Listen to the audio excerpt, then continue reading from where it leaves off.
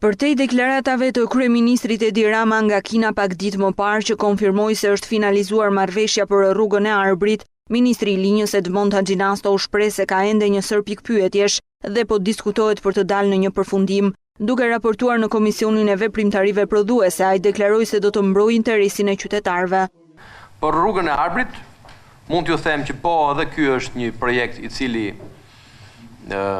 ka pikpyetjet e veta, pikpyetje shumë të rëndësishme, pavarësisht nga përpjekjet tona për të arritur një konkluzion në një marrëveshje koncesionare me një ofertë që kemi nga një kompani kineze.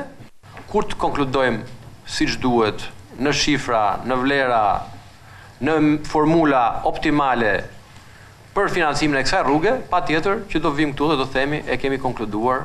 Brenda pak ditëve, qeveria shqiptare do të dalë me një zgjidhje mbi liberalizimin e transportit ajror, por deputetët e opozitës ishin mosbesues dhe i kujtuan ministrit Haxhinasto se kështu është shprehur disa herë dhe se gjendja nuk ka ndryshuar. Punë ditësh dhe do keni lajmin për konkludimin e negociatave. Zoti Haxhinasto, nuk ka nevojë të komunikoni nuk ka nevojë të jeni përgjigje fare.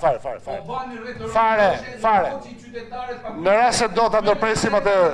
Rruga Tiranë-Elbasan sipas ministrit Haxhinasto është një ndër projektet më problematike në vend. Dhe si pasojë e mungesës së këtij studimi të mirëfillt gjeologjik, ka ndodhur mbi 4 shkarje masive. Haxhinasto deklaroi se tashmë po bëhet studimi për rrugën e Ndroqit dhe për një sër rrugësh të tjera në kryeqytet. S'ka më rrugë të reja, s'ka ujë për qytetarët e Shqipërisë, nuk ka rritje investimesh në infrastrukturë. Janë bërë patjetër disa ndërhyrje, do thoja serioze, po bëhet studimi i rrugës Ndroqit, një hyrje tjetër është duke bërë, është realizuar. Nga prezantimi i ministrit